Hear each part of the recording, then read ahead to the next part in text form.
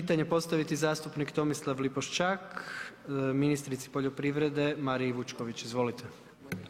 Zahvaljujem predsjedniče Hrvatskog sabora, uvaženi predsjedniče hrvatske Vlade, ministrice i ministri. Moje pitanje upućeno je ministrici poljoprivrede gđi. Mariji Vučković. Uvažena ministrice, obzirom na različite navode i informacije koje možemo naći i u javnom prostoru i u medijima, zanima me je li istina da hrvatski poljoprivrednici primaju manje potpore po hektaru u odnosu na svoje europske kolege i naravno što činite da se poboljša položaj naših poljoprivrednika u europskom okruženju?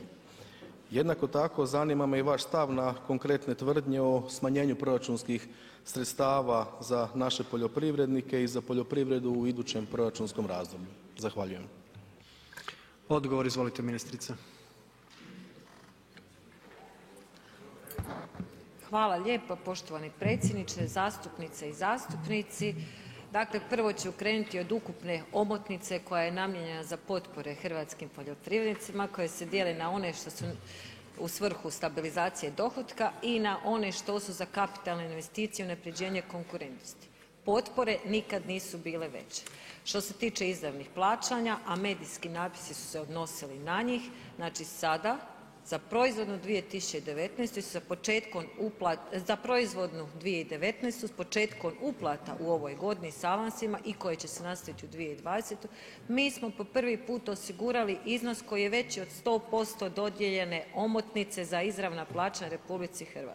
Naime, RH je dodijeljena osnovna omotnica od 382 milijuna eura godišnje za izravna plaćanja.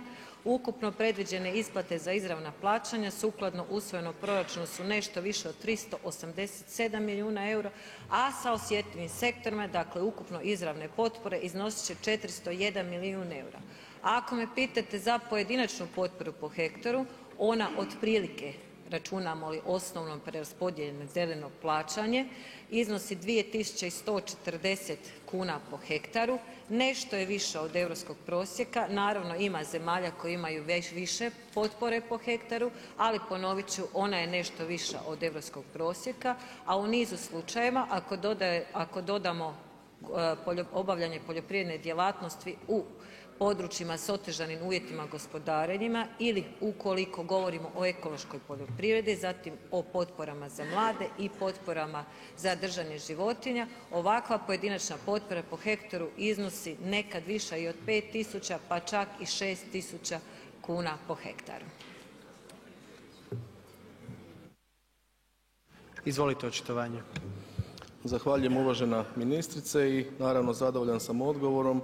U prvom redu drago mi je što čujem odnosno možemo iščitati iz ovih navoda da se zapravo samo smanjenje odnosi na troškove administracije i materijalnih troškova dok se sredstva kao što ste rekli za izravna plaćanja i potpore su uvećana, a što se tiče samih potpora po hektaru činjenica je da su ona kao što ste rekli veća od prosjeka, naravno pozdravljam i veseli nas i nadam se da se time nećemo zadovoljiti i da ćemo u budućnosti nećemo stati na tome nego ići i korak dalje. Zahvaljujem.